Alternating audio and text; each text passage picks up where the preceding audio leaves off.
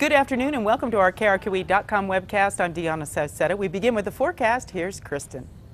Good afternoon. We had a cloudy start to the day, so a little slow of a start to get those showers and storms going. But as we go into the afternoon, we'll be looking at more showers and storms developing over in the Gila, the east slopes of the central mountain chain, and more action up in the northeast as this low pressure system heads into southeastern Colorado. So that's where we're going to be looking at the best chances of rain and even a few scattered thunderstorms in and around the metro area. This weekend, the low moves out, but a cold front's going to move in, and that's going to bring in chances for showers and storms this weekend, too. A better chance of that across the northeast and the east central plains, and perhaps even some isolated storms in the metro area and down in the southeast too. Not out of the question down toward Roswell, you might see a shower thunderstorm. Here's your 7-day forecast for Albuquerque. Highs in the low 90s, still a couple of degrees above average. We'll be looking at least a slim chance of a few showers of thunderstorms going into the middle part of next week.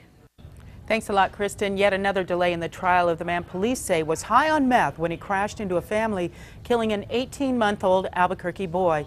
District Judge Neil Candelaria reluctantly granted the state's request today to have this trial pushed back after prosecutors said they needed more time.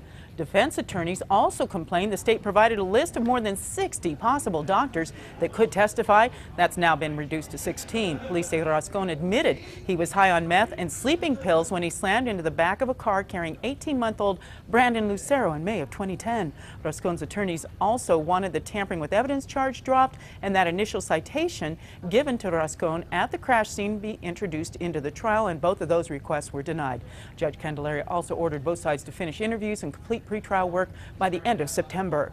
Opening statements are set to begin today in the Jeremiah Jackson trial. He's accused of killing 2 women in a crash after robbing a bank. That's why it's in federal court. Jackson's charged with holding up the New Mexico Bank and Trust in Louisiana and Candelaria in April of 2010. While trying to outrun police, Jackson slammed into a car carrying 34-year-old Kimberly Aragon Nunez and 28-year-old Janice Flores. Both women were killed. Jackson has pleaded not guilty to all charges. Now, if convicted, he could be sentenced to 20 years in prison for the bank robbery and then life in prison for those deaths. Stay with KRQE for more news and weather updates throughout the day. Have a great and safe weekend, everybody.